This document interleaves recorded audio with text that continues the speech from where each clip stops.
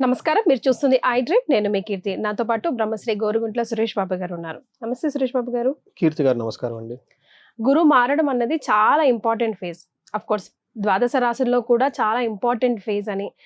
మంచి, చెడు ఒక్కొక్క రాశికి ఏం జరగబోతుంది, ఎలాంటి చేంజెస్ రాబోతుంది, ఉంటే 1 ఇయర్ పాటు వారు ఉంటారు కాబట్టి ముఖ్యంగా ఈ 1 ఇయర్ పుట్టే పిల్లలకి చాలా చాలా విద్యా బుద్ధులు అలాంటివన్నీ బాగుంటాయని వింటున్నాం. మరి వాళ్ళకి ఎలాంటి వాళ్ళకి అన్ని తెలుసుకుందామండి ఒకసారి. Last but not the least మీనంకి వచ్చేసామండి.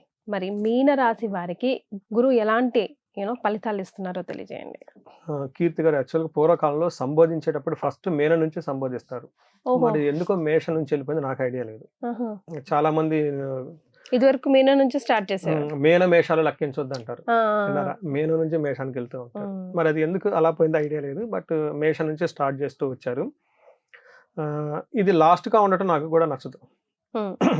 ఈ 12 రాసుల దాకా వెయిట్ చేయాలన్నట్లు ఉంటుంది. బట్ యాక్చువల్గా హోల్ ప్రపంచం అంతా మీనరాశి చుట్టూ తిరుగుతూ ఉంటుంది అనమాట. ఇప్పుడు కూడా ఈ మీనరాశి వాళ్ళకి ఏలినాటి శని ప్రభావం చాలా సీరియస్ గా ఉంది. లాస్ట్ ఇయర్ లో బాగా సఫర్ అయిన రాశుల్లో మీనరాశి ఒకటి.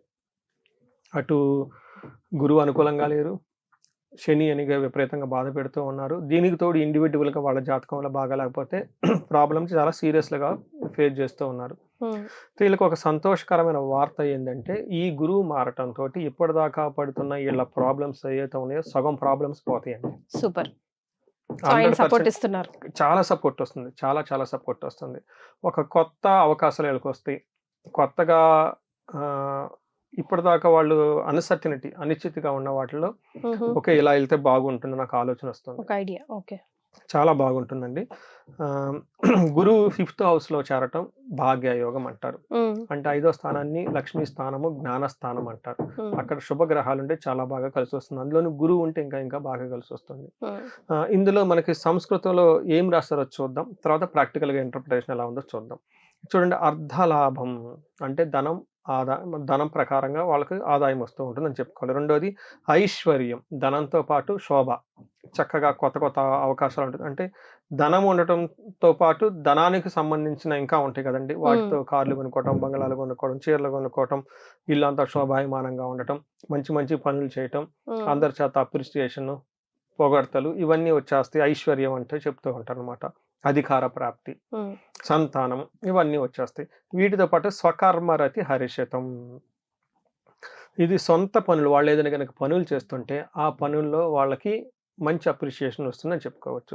నెక్స్ట్ సదా స్వజన సౌఖ్యం, అంటే వాళ్ళ చుట్టూ ఉన్న జనాలు, బంధువులు, మిత్రులు వీళ్ళని అప్రిషియేట్ చేయటం స్టార్ట్ చేస్తూ ఉంటారు. వాళ్ళ నుంచి మంచి సపోర్ట్ వస్తుందని చెప్పుకోవచ్చు. ఫైనల్ గా ఇవి 4 మొక్కలు ఉన్నాయండి. బట్ ఇవి చాలా ఇంపార్టెంట్ ఈ రాశి వాళ్ళకి. ఎందుకంటే ఏలినాటి శని నడుస్తూ ఉండి అలానే గురువు కూడా సపోర్ట్ లేకపోవటం ఏమైందంటే ధనానికి బాగా లాక్ అయ్యి ఉన్నారండి. ధనానికి చాలా ఇబ్బందులు పడిపోతూ ఉన్నారు. ఈ టైంలో గురువు మారటంతో వీళ్ళకి సోర్స్ ఆఫ్ ఇన్కమ్ పెరుగుతుంది. అది ప్రాక్టికల్ గా మనం తెలుసుకోవచ్చు. రెండోది ఐశ్వర్యం ఉంటుంది. అంటే ధనంతో పాటు వీళ్ళకి కాన్ఫిడెన్స్ లెవెల్ పెరుగుతూ ఉంటుంది. ఇంటికి కావాల్సిన వాటిలో వస్తువులు కొనుక్కుంటూ ఉంటారు. అప్పటిదాకా డబ్బుతో ఇబ్బందిలా పడిపోతుంటాం. ఎప్పుడైతే ధనం వస్తుందో ధనలక్ష్మి అన్ని లక్ష్మితో ఆటోమేటిక్గా వచ్చేస్తూ అని చెప్పుకోవాలి. తర్వాత మోస్ట్ ఇంపార్టెంట్ నాకు బాగా నచ్చిన మాట ఏంటంటే స్వకర్మరతి హర్షితం అని చెప్తారు. ఈ మాట ఎందుకు చెప్తానంటే ఇది చాలా ఇంపార్టెంట్. ఈ మాట ఈ వర్డ్ వీళ్ళకి ఏలినాటి శని ఉండటంతో ఏ పని చేసినా కలిసి రాదు వీళ్ళకి. అటు ఆఫీసులో బాసుల దగ్గర నుంచి ప్రాబ్లమే, ఇంట్లో ప్రాబ్లమే, ఏ పని చేసినా కలిసి రాకపోవడంతో వాళ్ళ మీద వాళ్ళకే డౌట్ వస్తుంది. రెండోది, ఎప్పుడైనా మనం ఒక పని చేసి సరిగ్గా రిజల్ట్ రాకపోతే మన మీద మనకు కాన్ఫిడెన్స్ లెవెల్ పోతూ ఉంటుంది. దాంతో ఇది మంచిదా, ఇది చెడ్డదా, ఇది మంచిదా, ఇది చెడ్డదా అని విపరీతంగా కన్ఫ్యూజన్ అయిపోతూ ఉంటారు. ఎప్పుడైతే వీళ్ళు గురువు మారటంతో వాళ్ళు చేస్తున్న పనుల్లో రిజల్ట్ వచ్చి అందరూ అప్రిషియేట్ చేస్తారు.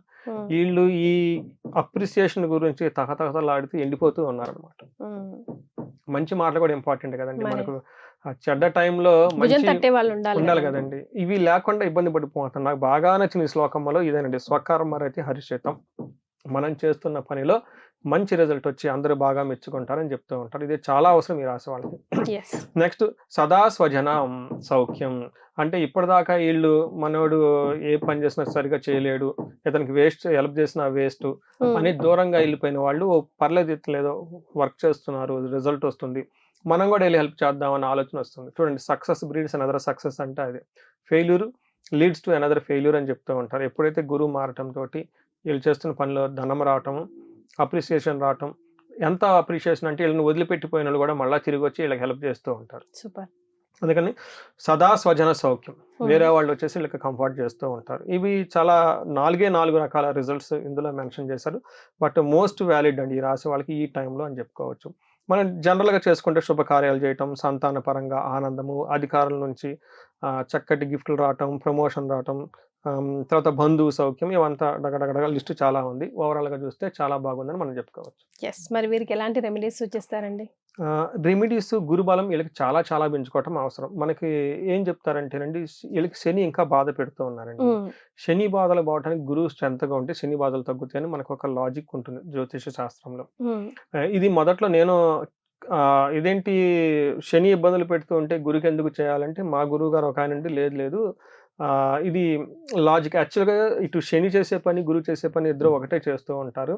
అదెలా శని మనం డిఫరెంట్గా అనుకుంటాం, గురువు శుభకార్యాలు లేదు ఇద్దరు చేసే పని ఒకటే ఉంటుంది. వీళ్ళేమో పాజిటివ్గా మనకి సంస్కృత పండితుల్లాగా, తెలుగు మాస్టర్ లాగా ఎలా చేయని చెప్తూ ఉంటారు. శని పీటీ మాస్టర్ లాగా, డ్రిల్ మాస్టర్ లాగా కొట్టి చెప్తూ ఉంటారు.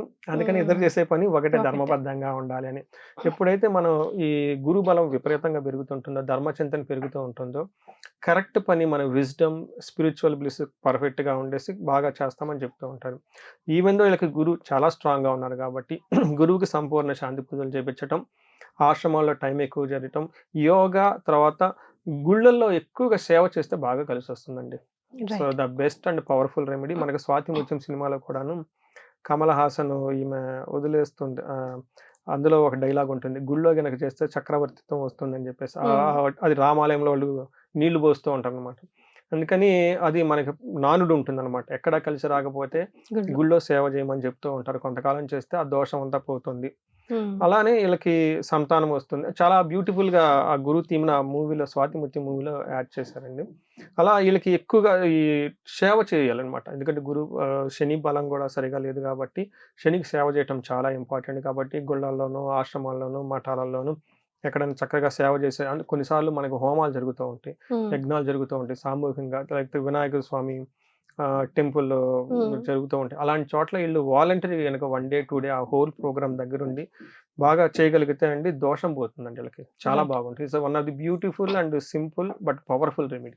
సూపర్. రైట్. సో ద్వాదశ రాశుల వారికి గురు మార్పు వల్ల ఎలాంటి రిజల్ట్ రాబోతోంది, వాటితో పాటు రెమెడీస్ ని కూడా సూచించారండి. ధన్యవాదాలు. ధన్యవాదాలండి.